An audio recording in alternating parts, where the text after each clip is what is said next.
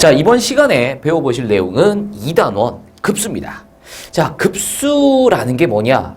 단어조차 처음 들어보신 분들이 많으실 건데, 자, 급수라는 것은 쉽게 말씀드려서 수열의 합을 의미합니다. 이렇게 말씀드리면, 쌤, 수열을 배울 때 저희 수열의 합도 배우지 않았나요? 라고 말씀하시는 분들 있으셔야죠, 당연히. 맞습니다. 우리가 수열의 합에서 첫째 항, 2항, 제3항 이런 식으로 제 n항까지의 합, 즉 수열의 합을 배웠다라는 거예요. 그것을 우리는 시그마를 이용을 해서 다음과 같이 나타내기도 했고요. 어떻게 나타내기도 했냐면 SN 이렇게도 나타내기도 했었죠. 첫째 항부터 제 n항까지의 합이 되겠습니다. 얘는 K에다가 1부터 N까지 넣어서 더한다. 즉 다음을 의미한다 라는 거죠. 요게 우리가 수열 파트에서 배웠었던 수열의 합이라면 이번 단원서 배우시게 되는 급수 수열의 합은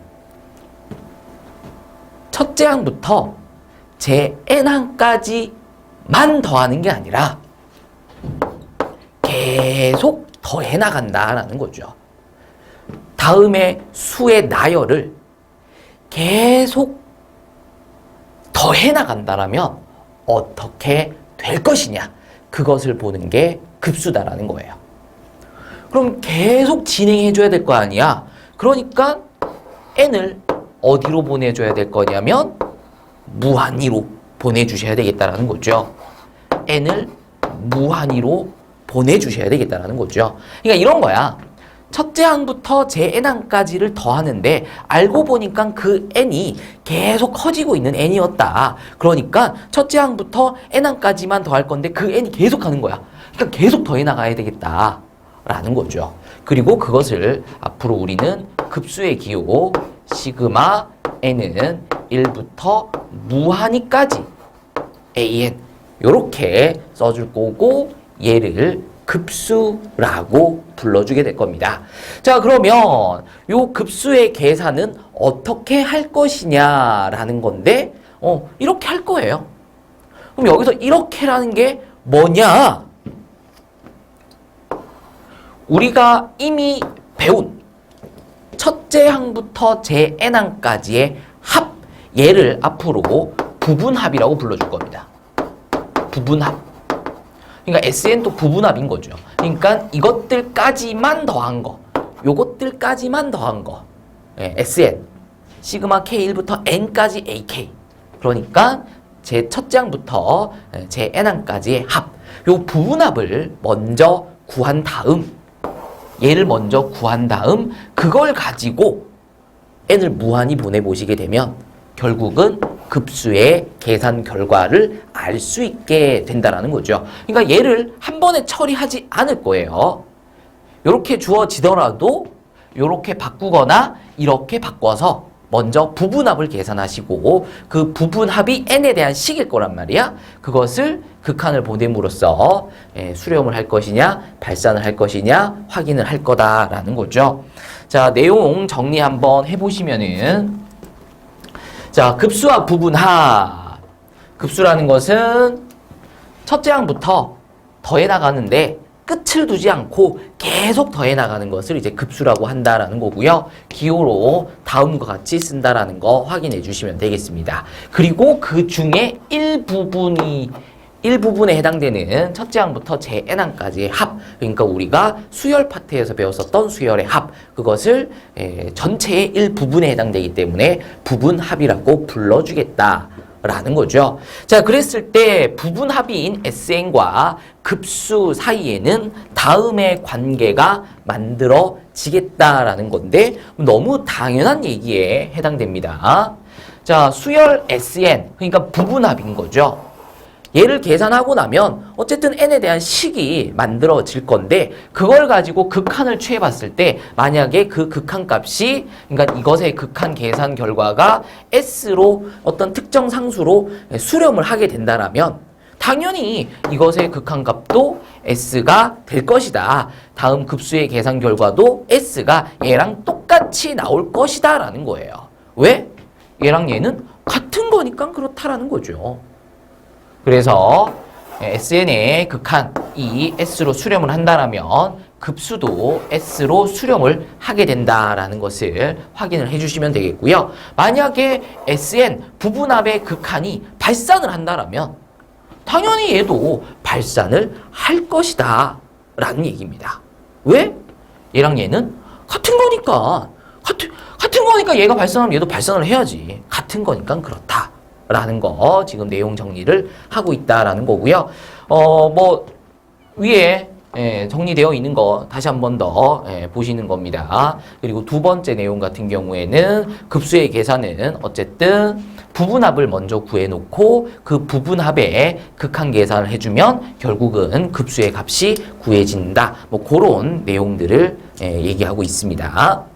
자, 그런데 이 부분합이라는 것 역시 어떻게 해서 만들어지는 거냐면은 수열의 합이 부분합인 거죠. 그리고 그것의 극한이 급수가 된다. 따라서 얘랑 또 같은 거다 라고 했을 때 부분합과 급수의 관계가 다음과 같다라면 수열과 급수 사이에도 어떤 관계성을 갖지 않겠느냐라는 거예요. 그래서 그 내용을 정리를 할 겁니다. 자, 급수를 계산을 해봤더니 이것이 수렴한대. 그렇다라면 AN의 극한값이 AN을 갖고 급수를 구해봤을 때 그 급수의 값이 수렴한다라면 AN의 극한값은 어떻게 될 것이냐 라고 했을 때 0이다. 0이 된다. 자, 다음 명제가 참임을 설명을 드리도록 하겠습니다. 얘가 뭐냐? A에다 1 넣으면 첫째 항이죠. A에다 2 넣으면 두 번째 항이죠. A에다가 3 넣으면 세 번째 항입니다. 요것들을 계속 더해 나간다라는 거잖아. 만약에 n까지만 넣었다라면 여기서 끝났겠죠. 하지만 여기서 멈추는 게 아니라고. 계속 집어넣는다라는 거죠. 그랬을 때 계속 더해 나간다라는 거지. 계속 더해 나갔을 때 그 값이 일정한 값에 한없이 가까워진다라는 거야. 근데 한번 생각을 해봐. 자, 바구니가 있어. 그리고 그 바구니 밑에는 저울이 있어. 뭔가를 계속 담을 거야. 그럼 이미 담겨져 있는 것에다가 새로운 걸 추가하면서 무게가 측정될 거 아니에요? 뭔가를 계속 넣어. 그럼 무게가 조금씩 늘어나긴 늘어나겠죠. 근데 이거를 10,000개, 10만 개, 100만 개, 1000만 개를 넣어. 근데 그 저울이 넣으면 넣을수록 그 값이 저울에 그 적혀있는 숫자의 값이 거의 변하지 않고 일정 특정 값에 한없이 가까워지고 있는 상황이다라는 거거든요. 계속 이제 기존의 거에다가 계속 더해 나가는 거기 때문에. 근데 뭔가 나는 분명히 새로운 거를 바구니 안에다가 추가해서 넣었다라는 거야. 근데 그 저울의 그 무게의 변화가 거의 없는 거지. 그러니까 특정 값에서 거의 변화 없이 일정하다라는 거야. 그렇다라는 것은 내가 새롭게 올려놓는 이 1001번째, 1002번째 항의 무게가 거의 얼마가 되고 있을 거냐면 분명히 새롭게 올렸는데 무게 변화가 없어. 거의 없어. 라는 것은 내가 지금 새롭게 집어넣고 있는 이 항의 값이 거의 0이다라는 거죠. 그러니까 변화가 없겠지. 거의 변화가 없는 거지. 특정 값에 한없이 가까워지고 있는 거죠. 그래서 급수가 수렴하면 극한값이 0이 된다. 라는 것을 기억을 해 주셔야 되겠습니다. 자, 이렇게 정리하셔야 됩니다. 급수가 수렴하면 극한값이 0이다. 급수가 수렴하면 극한값이 0이다. 급수가 수렴하면. 그러니까 새로운 걸 분명히 계속 더해 나가고 있는데 뭔가를 계속 더해 나가고 있는데 그 값은 더한 값은 변화가 없는 거야. 거의 일정한 값에 한없이 가까워지고 있다는 거죠. 그렇다면 새롭게 더하고 있는 새롭게 더하고 있는 그 값이 점점점 한없이 0에 가까워지고 있다라고 생각해낼 수 있다는 거죠. 그래서 급수가 수렴하면 극한값이 0이 된다 라고 얘기하실 수 있으셔야 된다는 겁니다. 자, 그러면 다음 명제가 참이라면 이 명제의 대우에 해당되는 극한값이 0이 아니다이면 대우를 하는 거니까 자리만 바꾸는 게 아니라 부정까지 하셔야 되겠죠? 그러면 급수가 수렴하지 않는다가 다음 명제의 대우가 되겠고요. 다음 명제가 참이면 이것의 대우인 다음 명제도 참이 된다 라고 얘기를 하실 수가 있으셔야 되겠죠. 그리고 수렴하지 않는다라는 것을 우리는 또 다른 말로 발산한다 라고 얘기해 줄 수 있겠죠. 그래서 AN의 극한값이 0이 아니라면 0만 아니면 돼. 그러니까 AN이 굳이 발산할 필요도 없어. 만약에 AN이 극한값이 만약에 1이라고 쳐. 그러면은 점점 1에 가까워진다는 거잖아요. 그럼 그거를 계속 더해 나가 봐봐. 그러면은 나중에는 거의 1만 더하게 될 거란 말이야. 근데 어쨌든 뭔가를 더하고 있잖아. 1을 더하고 있잖아. 1을 계속 더하면 어떻게 돼? 1을 더할수록 어떤 특정 값에 가까워지나? 아니죠. 계속 커지죠.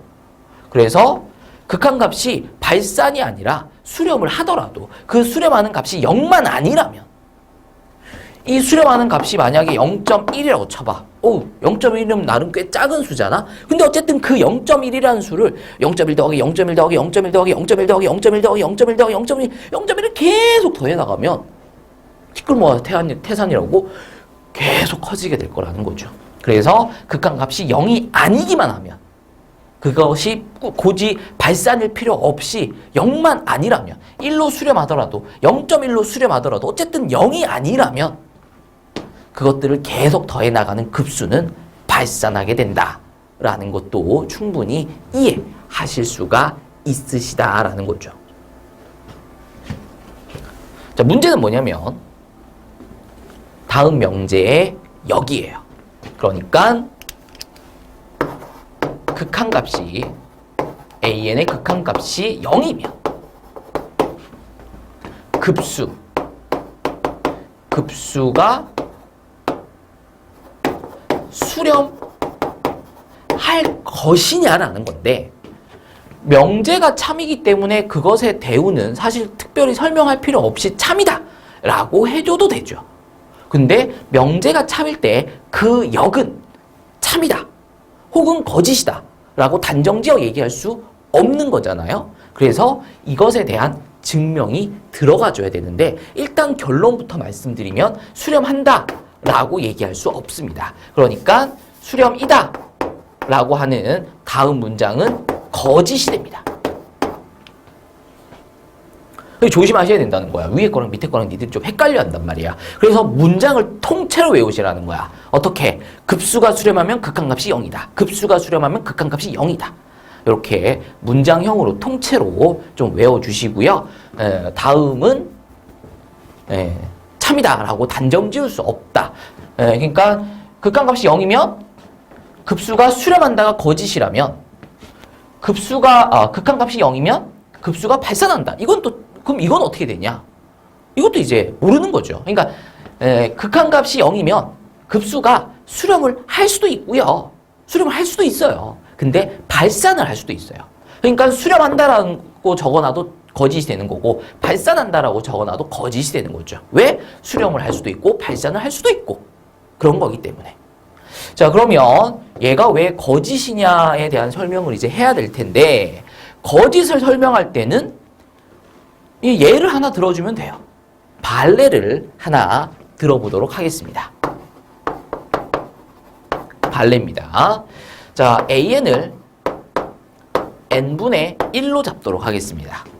그러면 n분의 1의 극한값 n을 무한히 보내시게 되면 0으로 수렴을 하죠. 그러니까 뭐 전제 조건은 갖춰진 거야.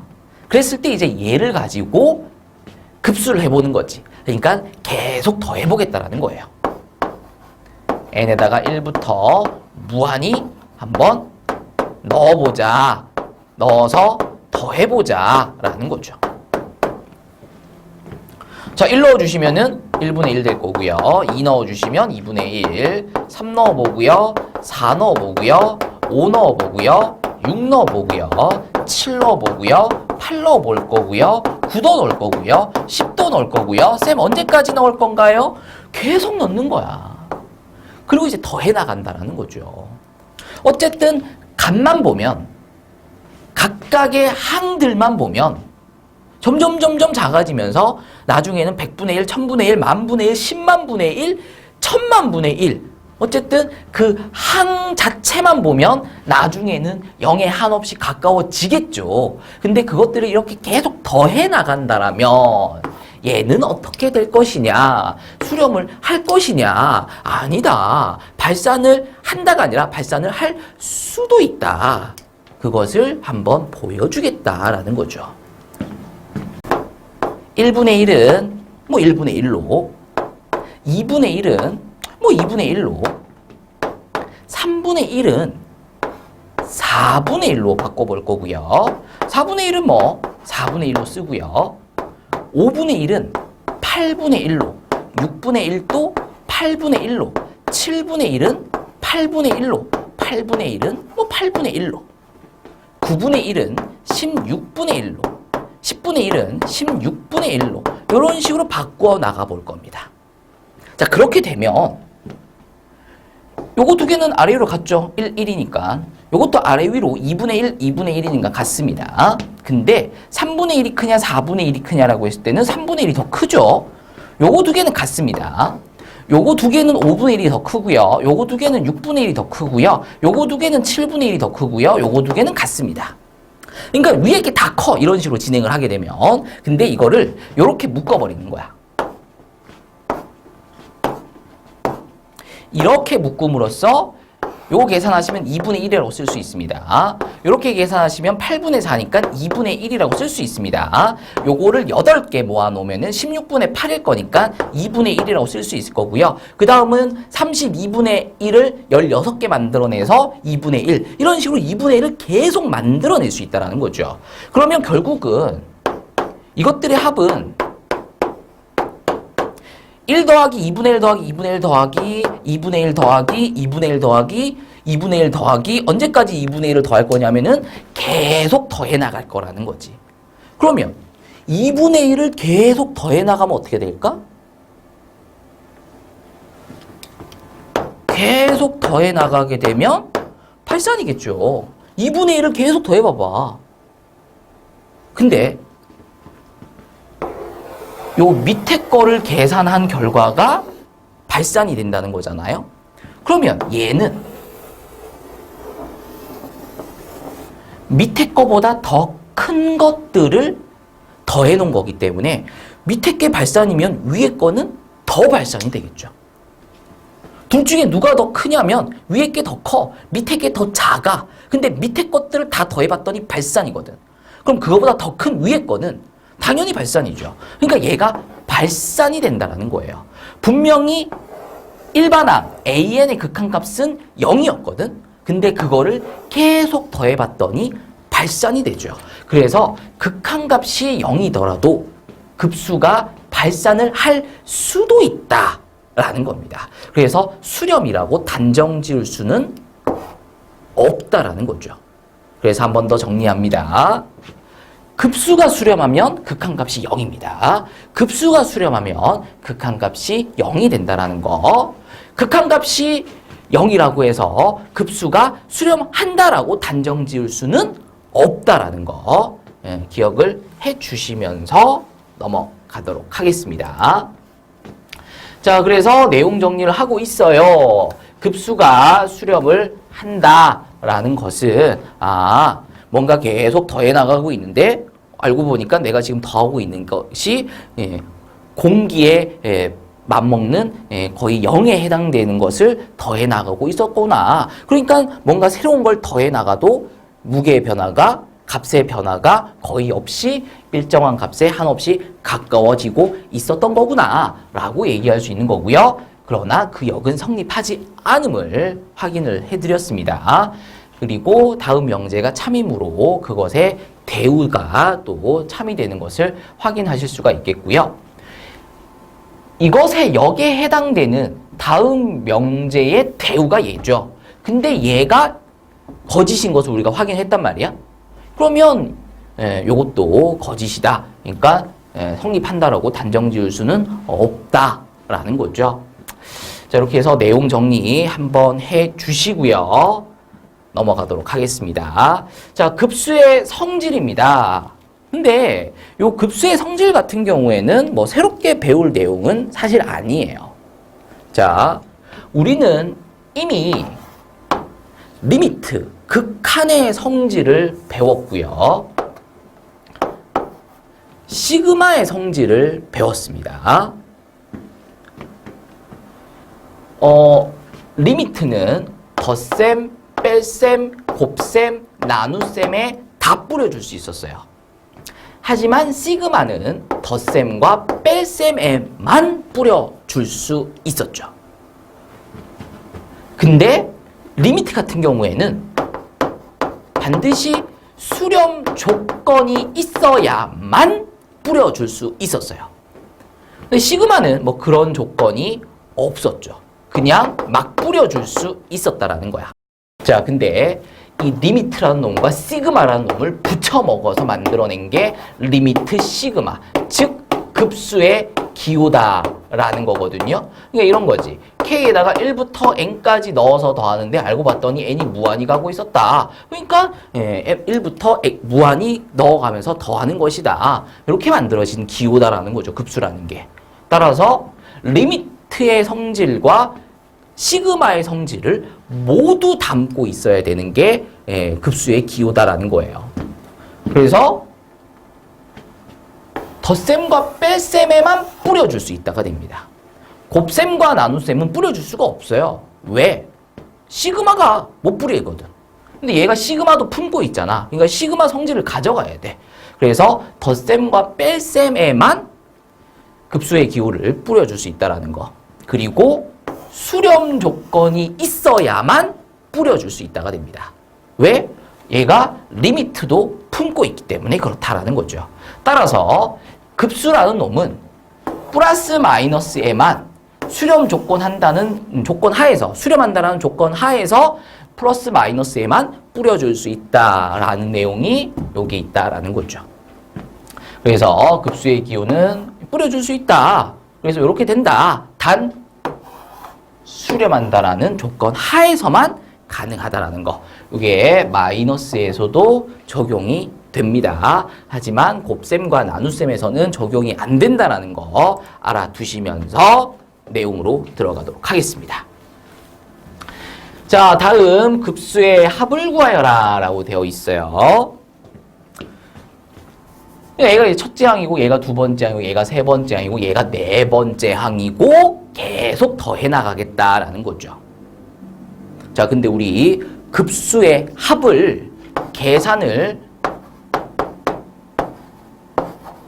한 번에 뿅 할 수는 없다라고 말씀을 드렸어.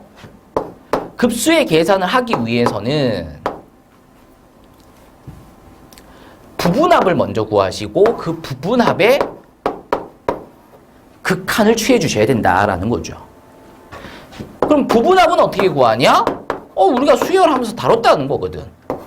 일반항을 구해내고 그 일반항에다가 K에다가 1부터 N까지 넣어서 더해 나가면 부분합이 구해지면서 그것의 극한을 취해주게 되면 급수가 구해지게 된다라는 거죠.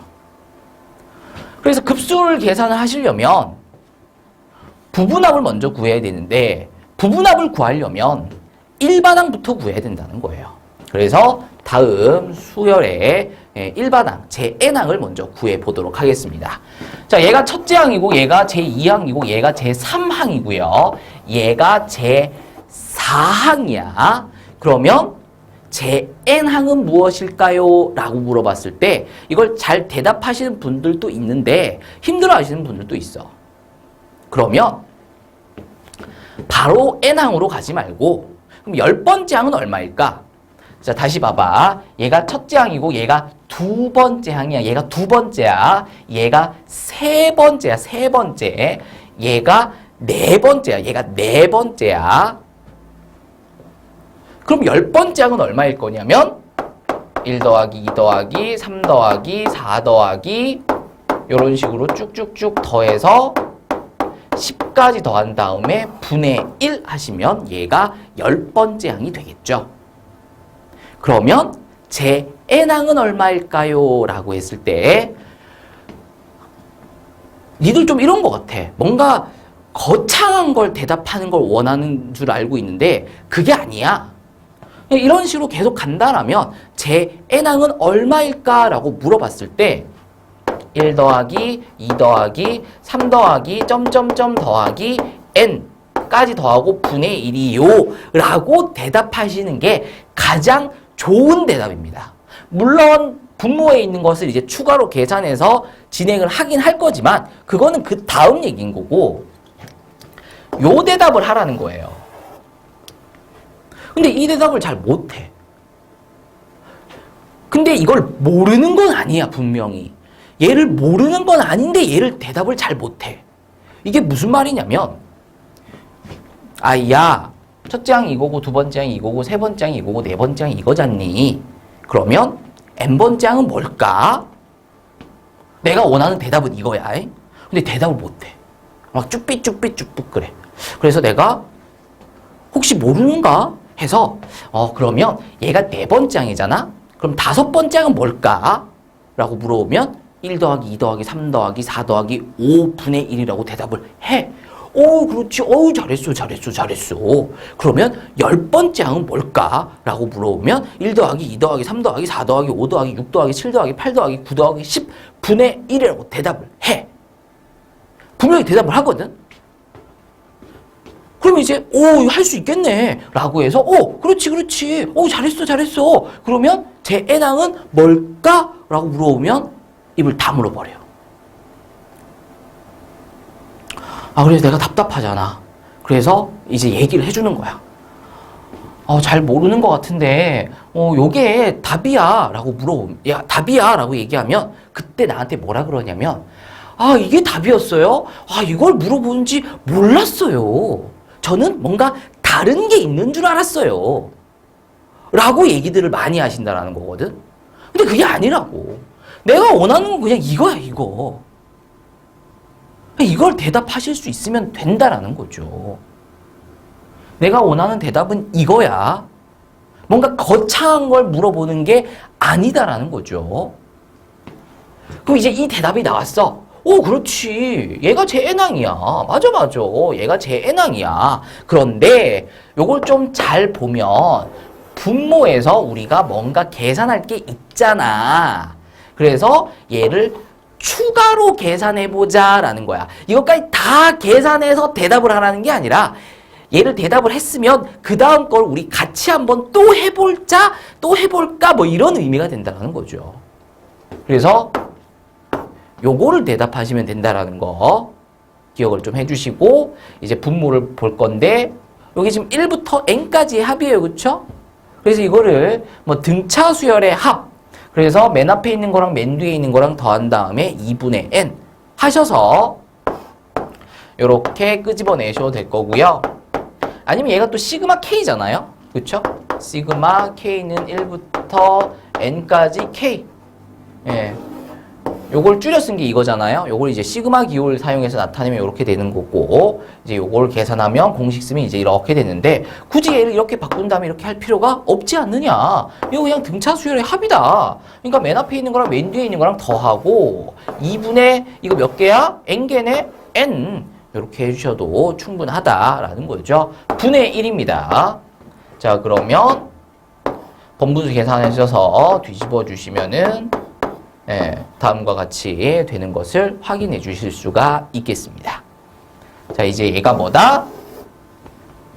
우리 지금 얘 계산한 거야. 얘를 마저 계산한 거야. 그랬을 때 내가 니들한테 자, 첫째 항, 두 번째 항, 세 번째 항, 네 번째 항 자, 보셨죠? 그럼 n항이 뭔가요? 라고 했을 때 이걸 물어보고자 하는 게 절대로 아니에요. 이걸 어떻게 암산해서 꾸집어내? 나도 못하지. 얘를 원하는 거고 얘가 만들어졌으면 우리가 추가로 더 정리를 해봄으로써 얘를 끌어낼 수 있다. 그래서 얘는 뭐다? 제 n항이다. an인 거죠. 그래서 리미트 n이 무한으로 가고 시그마 k는 1부터 n까지 ak. 근데 얘가 an이니까 ak는 k 플러스 1분의 2 이렇게 만들어지는 것을 확인해 주시면 되겠습니다. 자, 이걸 왜 구했냐? 부분합을 먼저 계산하기 위해서 구했다라는 거죠. 그래서 이 부분합 계산을 해볼 건데 이것의 합은 우리가 수열 파트에서 배웠던 거지 우리가 급수 파트 들어와서 새롭게 배운 내용이 절대로 아닙니다. 그러니까 요거에 대한 부분은 니들이 좀 해주셔야 돼. 니들이 얘를 보면서 쌤 이거 부분분수네요. 부분분수의 합이네요. 라고 니들이 좀 대답을 해줄 수 있어야 돼요. 이거는. 자, 그래서 요거 이제 부분분수 공식 쓰면서 수열의 합을 진행해 보도록 하겠습니다. 자, 일단 부분분수 공식을 먼저 쓰셔야 되는 거기 때문에 시그마까지 건드리지 않고요. 식만 건드려서 내려옵니다. 부분분수 공식 기억나시나요? a, b분의 k라고 할까? k는 뒤에 거에서 앞에 거를 뺀 거분의 k 그리고 찢어 빼면서 이렇게 a분의 1 b분의 1이라고 하셔야지 여기다가 k를 쓰시는 분들 안 된다라고 분명히 말씀을 드렸어요. 자, 요게 부분분수의 공식이다라는 거죠. 그래서 얘를 가지고 뒤에 거에서 앞에 거를 빼면 1이에요. k 플러스 1에서 k를 빼면 1이죠. 분의 2 하시고 그다음 찢어 뺀다고. 어떻게? k분의 1 k 플러스 1분의 1 찢어서 뺀다라는 거죠. 자, 그렇게 되면 리미트 n이 무한히 가고요. 시그마 k는 1부터 n까지 가고 2는 앞으로 뽑아낼 수 있어요. 그쵸? 그리고 남아있는 얘만 가지고 시그마 계산을 시작해보자 라는 거죠. 얘들아, 시그마 계산이라는 것은 뭐 특별한 게 아니었어요. 그냥 넣어보면 되는 거죠. 그래서 1 넣어보시면은 1분의 1 마이너스 2분의 1 되고요. 2 넣어보시면은 2분의 1 마이너스 3분의 1이 되고요. 이런 식으로 쭉쭉쭉 넣어서 n까지 넣으시게 되면은 n분의 1 마이너스 n 플러스 1분의 1이 된다라는 거고 이제 이것들을 더해주시면 다음 시그마 연산이 끝난다가 되죠. 그리고 여기서 알고 계셔야죠. 부분분수의 합은 연쇄적인 소거가 발생하게 되면서 맨 앞에 게 남아있다라면 맨 뒤에 있는 게 살아남게 된다라는 것을 알고 계셔야 되겠습니다. 그러면 n이 무한히 가게 되고 남아있는 게 결국은 1 마이너스 n 플러스 1분의 1이 남게 된다라는 거죠. 그래서 2 곱하기 1 마이너스 n 플러스 1분의 1 얘가 부분합 SN이었다라는 거고요. SN을 구했으니 이제 극한을 취해보자 라는 거죠. 자, n을 무한히 보내시게 되면 얘가 얼마가 될 거냐면 0이 됩니다. 그래서 이거의 극한값이 1이 되죠. 앞에 2가 곱해져 있으니까 결국은 극한값이 2가 되면서 급수의 합이 2가 되는 것을 확인하시면 되겠습니다. 자, 그래서 괄호 1번 다시 봐주시면은 계속 뭔가를 더하고 있어요. 근데 더하기 점점점 앞으로도 계속 더해 나가겠다라는 거죠. 이 개념 자체가 급수라고. 근데 그 급수를 어떻게 푸냐? 일단 먼저 부분합을 구해야 되겠다. 이것의 극한을 취해주면 급수가 구해진다라는 거죠. 그럼 부분합은 어떻게 구할 거냐? 첫 번째 항부터 제n항까지의 합을 우리는 부분합이라고 한다 그랬으니까 일반항을 끌어들여서 제n항까지의 합을 구해주셔야 되겠다라는 거죠. 그랬을 때 문제에서 일반항, 제n항, 여기서는 k번째 항이 안 주어져 있으니 그거부터 구해야 되겠다라는 거고요. 제n항을 구하기 위해서 첫째 항을 보고 두 번째 항을 보고 세 번째 항을 보고 네 번째 항을 보고 필요하다면 10번째 항도 보면서 제n항을 유추해낼 수 있어야 된다라는 거죠. 나는 개인적으로 이 문제에서 니들이 제일 어려워하는 게 뭐냐? 이거라고 생각을 해요. 이것도 아니야. 결국은 얘가 제n항이긴 하지만 얘를 끌어내려면 이것부터 해야 되는데 니들이 제일 어려워하는 게 이거야. 근데 이걸 니들이 모르는 건 아니야. 알긴 아는데 이게 왠지 아닌 것 같은가 봐. 그래서 섣불리 이걸 갖고 뭔가 행동을 취하질 못해. 근데 알고 보면 이거는 알고 있었던 거거든. 근데 이게 왠지 아닐 것 같다라는 거지. 근데 이게 맞아. 좀 더 확신을 가지고 문제를 진행을 해줬으면 좋겠습니다. 그래서 일반항 AN을 구했어. 근데 분모를 봤더니 계산이 좀 덜 돼 있네. 그래서 마저 계산을 했더니 얘가 나왔다라는 거야. 이제 뭘 구한 거야? 일반항 AN을 구한 거죠. 그럼 얘를 구했으면은 그걸 갖고 부분합을 계산하셔야 될 거 아니야? 근데 얘가 지금 보면 이게 부분분수거든. 그래서 부분분수의 합 계산이 진행이 된다라는 거죠. 그래서 부분분수의 계산이 끝나고 나면, 즉 SN이 구해지고 나면 이제 비로소 극한이 들어가게 되는데 그 극한 계산은 너무 간단하다라는 거잖아요. 그래서 급수가 어렵다라고 얘기하시기에는 좀 그래. 왜? 이 전체 내용에서 급수는 요 마지막 부분에 해당된다라는 거고 그 위의 과정들은 오히려 우리가 수열 파트에서 배우셨던 부분합 계산이 주 메인 내용이 들어간다는 거죠. 이럴 수는 있어. 쌤, 제가 수열 공부할 때 제대로 공부를 안 했거든요. 혹은 쌤, 제가 수열을 배운 지 너무 오래돼서 기억이 안 납니다. 그래서 이 부분을 잘 못하겠어요. 이런 거는 핑계가 될 수 있는데 쌤, 저 그냥 급수가 어려워요. 그냥 배를 째시는 분들이 있거든요. 급수 파트는 더더욱더. 수열 파트에 해당되는 부분이 잘 안 되시는 분들은 어쩔 수 없이 반드시 복습을 필요로 해요. 근데 분명히 하셔야 되는 것은 수열 파트가 약한 거지 급수가 무작정 어렵다라고 하시기에는 내가 너무 억울하다라는 거야. 자, 복습 필요한 부분이 있다라면 이거 기억 잘 안 나시죠? 시그마 K 뭐 이런 거 기억 잘 안 나실 수도 있고 부분분수 합구하는 거 기억 잘 안 나시는 분들도 계실 거예요. 그러면 복습을 하시라고. 그리고 급수 계산 마무리하는 거 같이 가져가시면 되겠습니다. 자, 괄호 2번 계속 보도록 할게요. 자, 더하기 점점점 이거 보고 급수구나 하는 거야. 딴 거 보고 급수구나가 하는 게 아니라 계속 더하겠다라는 의미로 더하기 점점점 얘를 보면서 이거 급수 문제네. 그럼 급수 문제는 뭔가 바로 계산을 할 수가 없으니 먼저 부분합 계산을 해주고 그것의 극한을 취해주면 그게 급수랑 같은 거다. 그럼 이제 부분합 계산, 즉 첫째 항부터 제n항까지의 합을 구하기 위해서 우리는 일반항을 끌어들여서 그걸 가지고 첫째 항부터 제n항까지의 합을 진행을 하면서 부분합을 계산할 수 있고 그 부분합 계산이 끝나고 나면 극한을 취해주면 급수가 된다. 그러니까 급수의 계산은 부분합을 구한 다음에 극한을 취해주는 요 내용만 급수에 해당되는 내용이다. 근데 니들이 사실상 어려워하고 못하는 거는 부분합, SN을 구하는 과정까지를 잘 못한다. 왜? 배운 지 좀 됐으니까.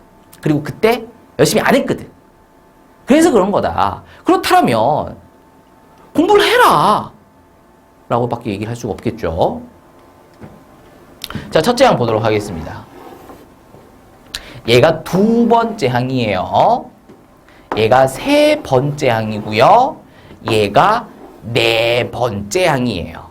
달라지고 있는 게 요게 지금 달라지고 있는 것을 확인을 하실 수 있으셔야 됩니다. 그쵸? 그랬을 때 지금 3, 5, 7, 9 홀수들이잖아. 홀수를 대표하는 식이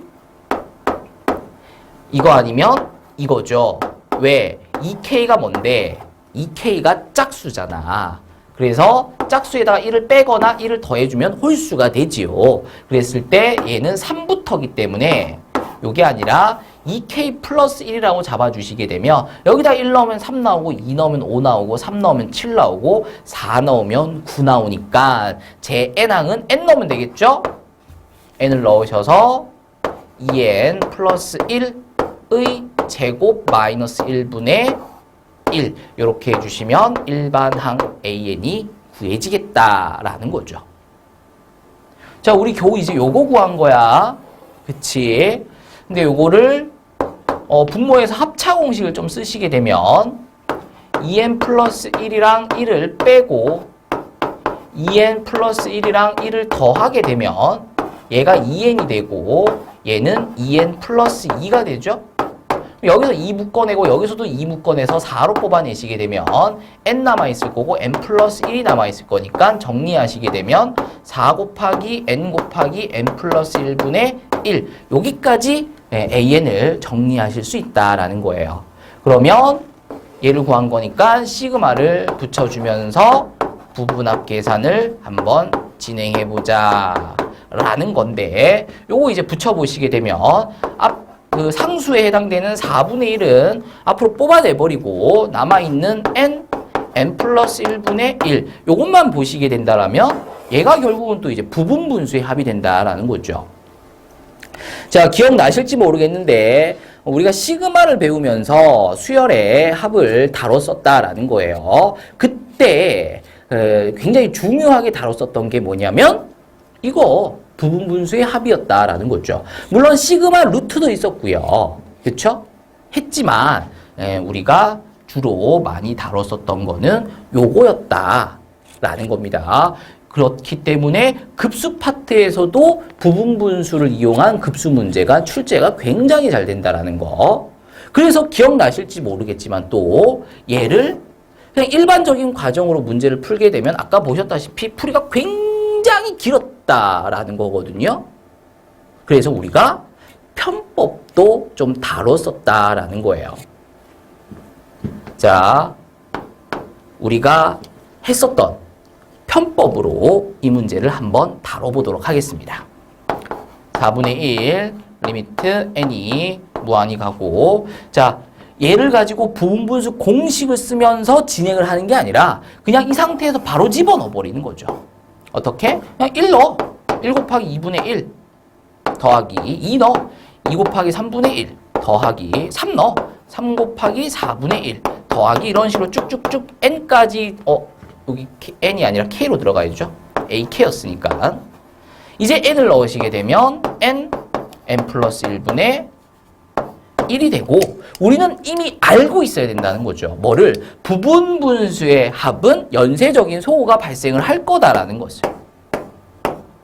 그래서 맨 앞에 게 살아남으면 맨 뒤에 있는 게 살아남을 거니까 이렇게 소거된다는 것을.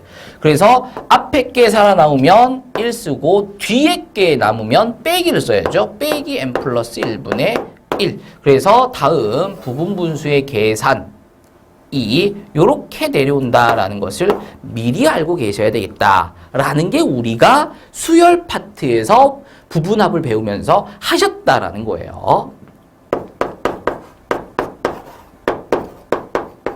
이렇게 되는 거죠. 근데 이제 n이 무한히 가게 되면 얘가 얼마가 되냐면 0이 된다라는 거죠.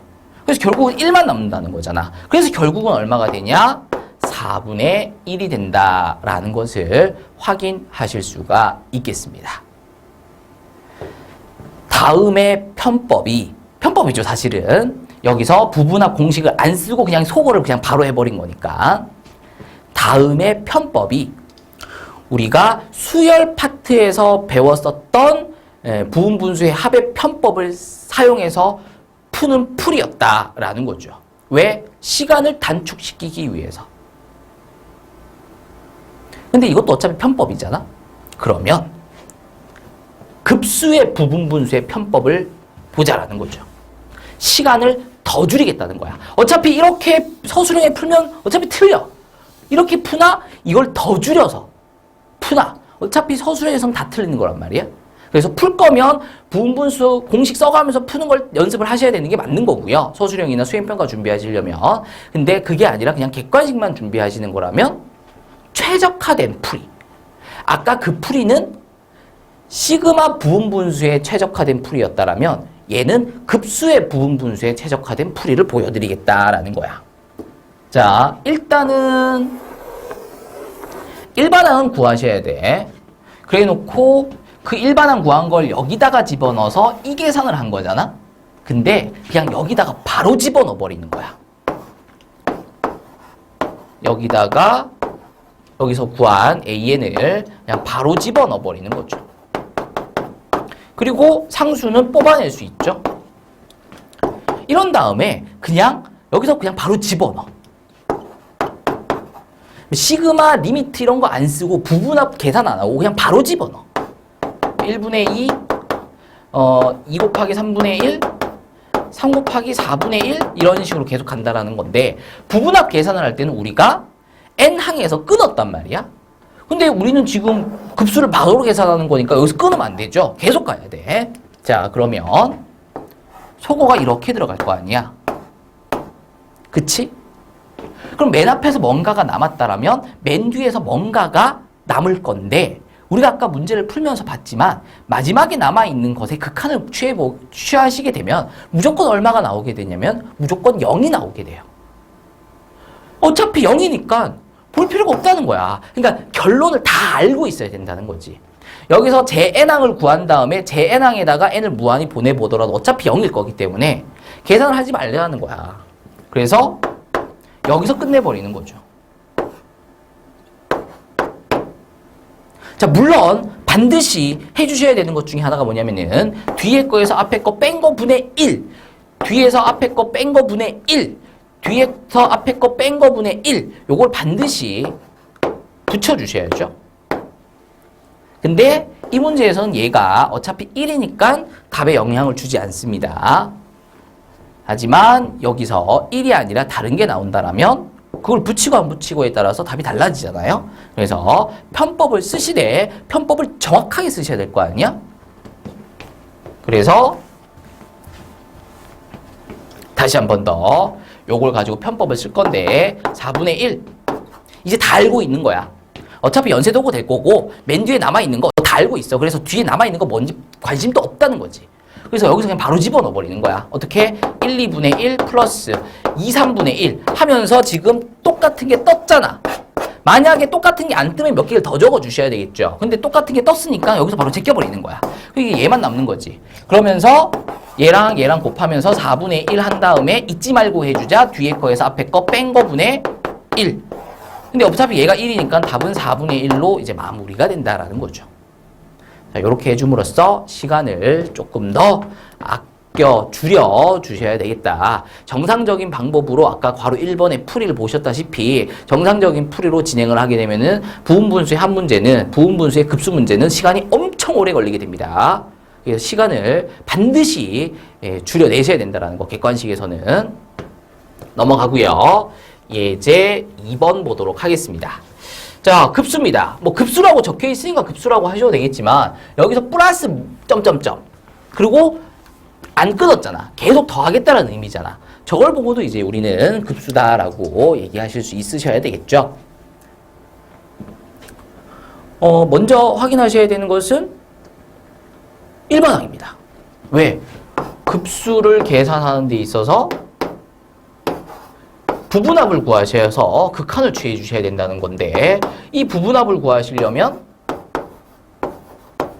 일반항을 알아야 제n항까지 합을 구하고 그것의 극한을 취해서 급수를 구한다라는 거죠. 그럼 얘가 첫째 항이고 얘가 두 번째 항, 얘가 세 번째 항, 얘가 네 번째 항이야. 얘가 네 번째 항이야. 얘가 세 번째 항이고 그러면 n항은 로그 2의 1 마이너스 n 플러스 1의 제곱분의 1 이렇게 제 n항이 구해질 거다라는 것을 확인을 해주시면 되겠습니다.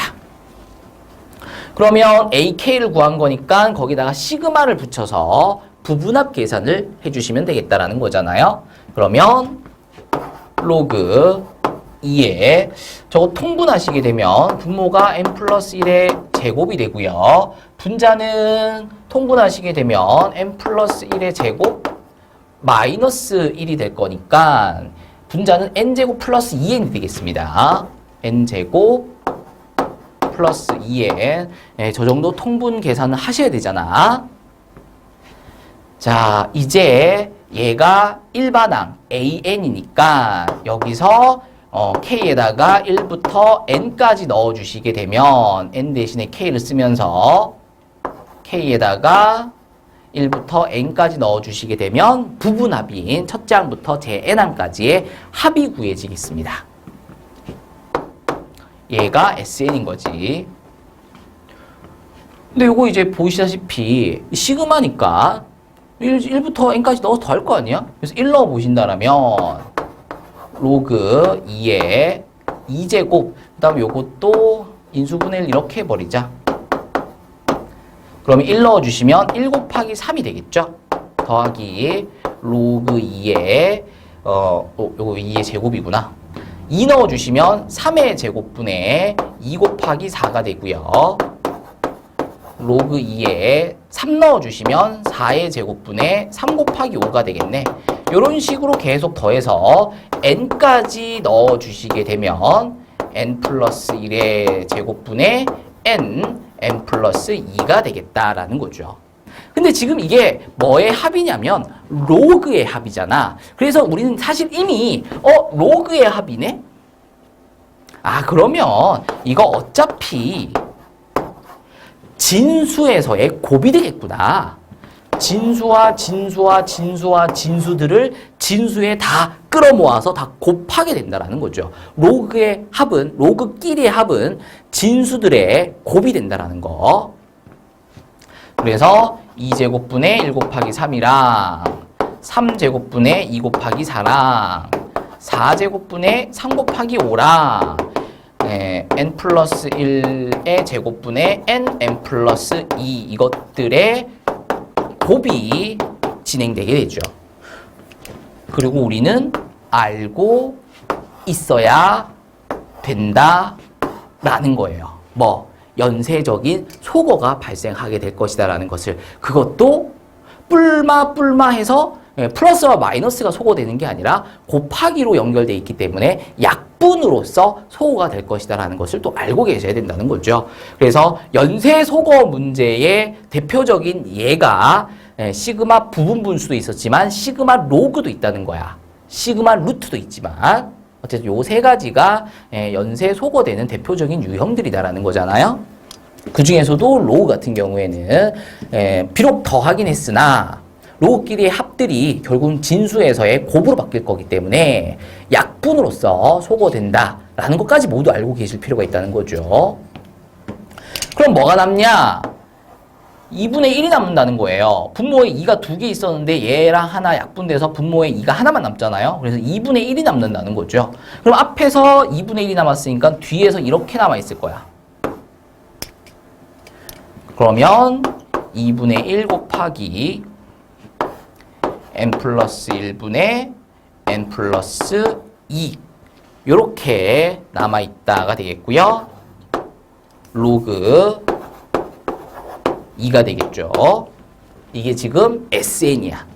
근데 우리가 최종적으로 구하려고 하는 것은 SN이 아니라 급수잖아요. 우리가 구하고자 하는 건 급수잖아요. 근데 급수를 구하려면 부분합 SN을 구하신 다음에 거기다가 극한을 취해줘야 되는 거잖아. 이렇게 돼야 되는 거죠. 이렇게 돼줘야 되는 거죠. 그래서 이제 n에다가 무한히를 집어넣어 보는 거죠. 근데 넣어보시면은 분모 분자가 무한 2분의 무한이 꼴이 되면서 분모 1차 분자 1차. 그래서 대가리 하시게 되면 1이 되면서 결국은 로그 2의 2분의 1이 되죠. 근데 2분의 1은 2의 마이너스 1거듭 제곱이니까 마이너스 1로서 다음 급수 계산이 마무리된다라는 것을 확인을 해주시면 되겠고요. 자, 이거 역시 일반항 구해야 되고 부분합 구해야 되고 그 부분합의 극한을 통해서 급수를 계산을 하게 되면 이렇게 다 쓰면서 계산하게 되면 당연히 서술형과 수행평가에서는 이렇게 푸는 게 맞죠. 그 어느 하나 생략할 게 없습니다. 하지만 객관식에서는 이렇게 풀기에는 시간이 너무 많이 걸린다 라는 거죠. 자, 그래서 이렇게 들어간다라는 거야. 일단은 일반항은 확인을 하셔야 되겠고요. 급수네?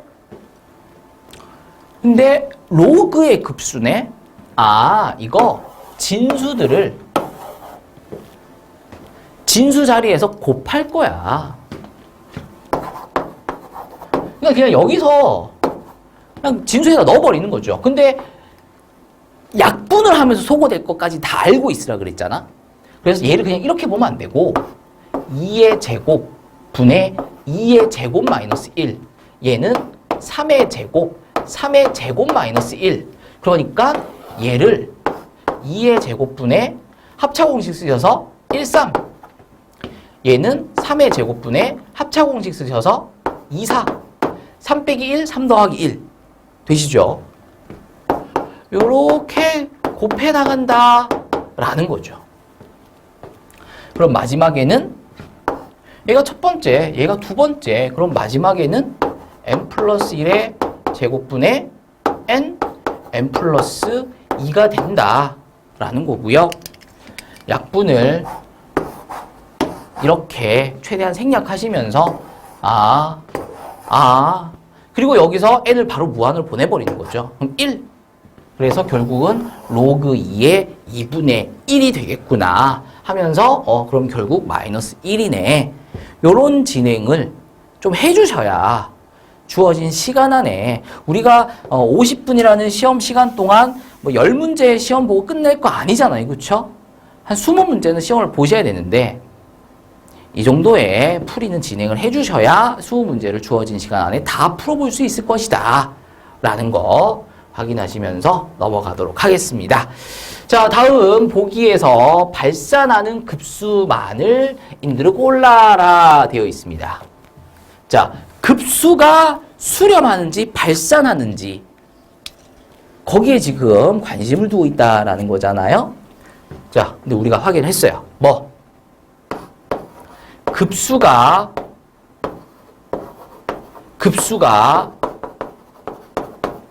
수렴하면 극한값이 0이다 라는 것을 확인을 했고요. 이것의 대우인 극한값이 0이 아니다이면 급수가 수렴하지 않는다. 즉 발산한다.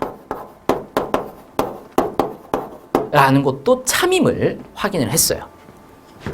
여기서 0이 아니다라는 게 그럼 급수가 발산하면 되겠네요. 맞아요. 극한값이 발산하면 급수가 발산하겠네요. 맞죠.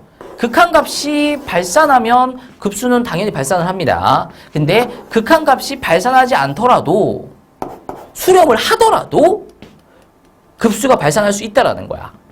그 수렴하는 값이 뭐만 아니면 그 수렴하는 값이 0만 아니면 그러니까 그 수렴하는 값이 1이든 2든 0.1이든 뭐 2분의 1이든 상관없이 극한값이 0만 아니라면 0으로만 수렴하지 않는다라면 급수는 발산한다라고 얘기할 수 있다라는 거죠.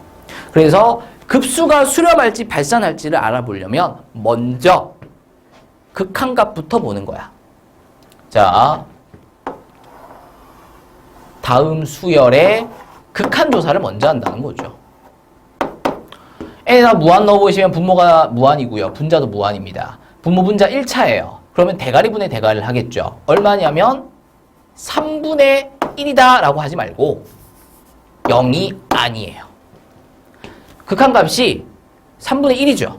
근데 그걸 3분의 1이라고 하지 말고 극한값이 0이 아니죠. 그럼 발산이야. 그러면 다음 수열의 급수가 발산한다라는 거죠. 왜? 극한값이 3분의 1이거든. 그러니까 극한값이 0이 아니거든. 그러니까 급수가 발산한다라는 거죠. 자, 그럼 이것도 바로 보도록 할게요. n에다가 무한히를 넣으면 이거의 극한값이 0이야? 아니지. n에다가 무한히 넣어봐. 졸라 커지지. 물론 이제 진동하겠네요. 근데 어쨌든 수렴은 아니잖아. 그것도 0으로 수렴하는 건 어쨌든 아니잖아. 이게 수렴이냐 발산이냐가 아니라니까. 수렴을 하더라도 0으로 수렴하지만 않으면 다 급수는. 근데 얘가 지금 발산하죠. 근데 그러지 말고 이것의 극한값이 어쨌든 0은 아니죠.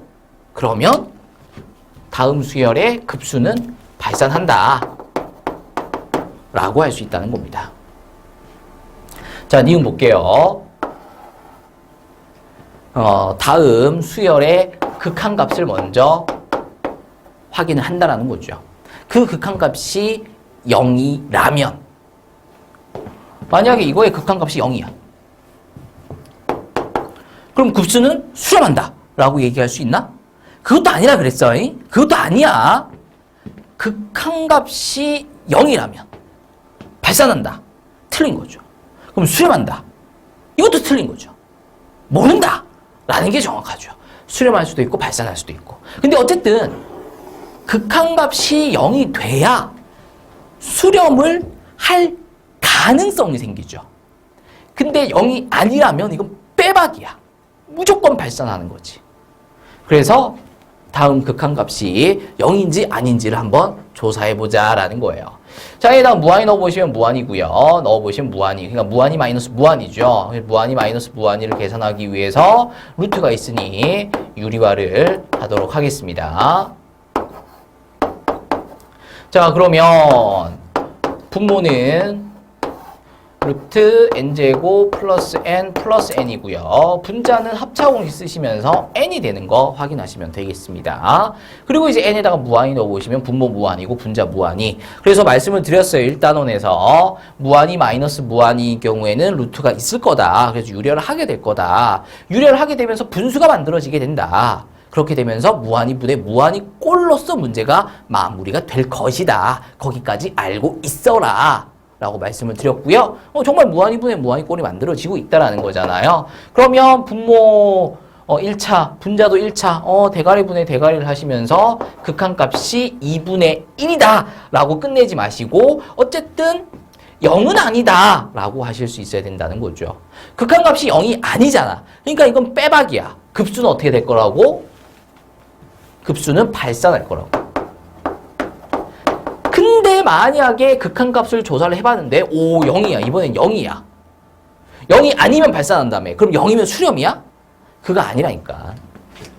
극한값이 0이면 급수는 발산할 수도 있지만 수렴할 수도 있다. 수렴할 수도 있지만 발산할 수도 있다. 그러니까 모른다. 하지만 극한값이 0이어야 수렴할 가능성이 조금이라도 생긴다. 그렇지 않다라면 이건 빼박이다. 무조건 발산하게 된다. 라는 거 내용 정리를 좀 해주시길 부탁드려요. 자, 넘어가서 이제 4번입니다. 자, 참거짓을 판별하여라 되어 있습니다. 자, 이것도 좀 까다롭다라는 거죠. 자, 두 급수 얘랑 얘가 수렴한대. 그러니까 얘가 수렴한대. 그 다음에 여기다가 급수 붙인 것도 수렴한대. 그러니까 얘가 수렴한다고. 얘도 수렴한다고. 근데 문제는 얘가 어떻게 되는지를 모르잖아. 그러니까 얘를 물어본다고. 자, 기억나시나요? 모르는 것을 아는 것들로 바꾸어 준다라는 거죠. 그래서 AN 플러스 BN을 통째로 CN으로 잡으시게 되면 AN의 급수도 수렴하고 CN의 급수도 수렴한다라는 거죠. 그러면 BN의 급수는 어떻게 되겠느냐? 꼭 모르는 걸 물어본다니까? 그러면 모르는 것을 알고 있는 것들로 바꿔준다고. 그리고 이제 급수를 취해 주시게 되면 이렇게 될 거 아니야? 그래 놓고 얘가 이제 수렴을 할 것이냐 물어보고 있는데 얘가 수렴한다며. 얘가 수렴한다며. 그럼 뿌려줄 수 있잖아. 그러면 수렴한다라는 것은 얘가 뭔가 값을 갖는다는 거고 얘가 뭔가 값을 갖는다라는 거잖아. 그럼 여기서 값 나온 거랑 여기서 값 나온 거랑 빼면은 뭔가 값이 나오겠죠. 그러니까 급수 bn의 급수도 뭔가 값을 가졌으니까 수렴을 한다라고 얘기할 수 있다라는 거죠. 자, 괄호 2번입니다. 다음 두 급수가 모두 수렴하면 an과 bn의 극한값이 0이겠느냐라는 건데, 다른 건 몰라도 이 급수가 수렴한다라는 것은, 급수가 수렴한다라는 것은 일반항의 극한값이 얼마가 된다라는 거라고? 0이 되는 거라고. 또 여기서도 헷갈리시는 분들이 계시죠. 쌤, 아까 수렴하면 0인 모른다면서요. 얘를 모른다고. 극한값이 0이면 급수가 수렴한다 라고 단정 지을 수 없단 말이야. 극한값이 0이면 급수가 수렴할 가능성이 조금이라도 생긴다라는 거죠. 근데 얘는 지금 반대야, 반대. 이렇게잖아, 이렇게. 급수가 수렴하면 극한값이 0이다. 요거는 빼박이라고. 급수가 수렴하면 극한값이 0이다. 그러면 얘도 수렴한다잖아. 그럼 이것의 극한값도, bn의 극한값도 얼마가 될 것이다? 0이 될 것이다 라는 거죠. 그럼 각각의 극한값이 0이라고 하니까 리미트 뿌려줄 수 있죠. 왜? 리미트는 덧셈, 뺄셈 뿐만 아니라 곱셈과 나눗셈, 곱셈에도 뿌려줄 수 있다고. 단 각각이 수렴한다는 조건이 있어야 되는데 수렴하고 수렴한다잖아. 그것도 0으로 수렴한다고 하니까 리미트 뿌려주시면 0 곱하기 0이 되면서 0이 된다라는 거죠. 그래서 괄호 2번 또 참이다라는 것을 확인해 주시면 되겠습니다.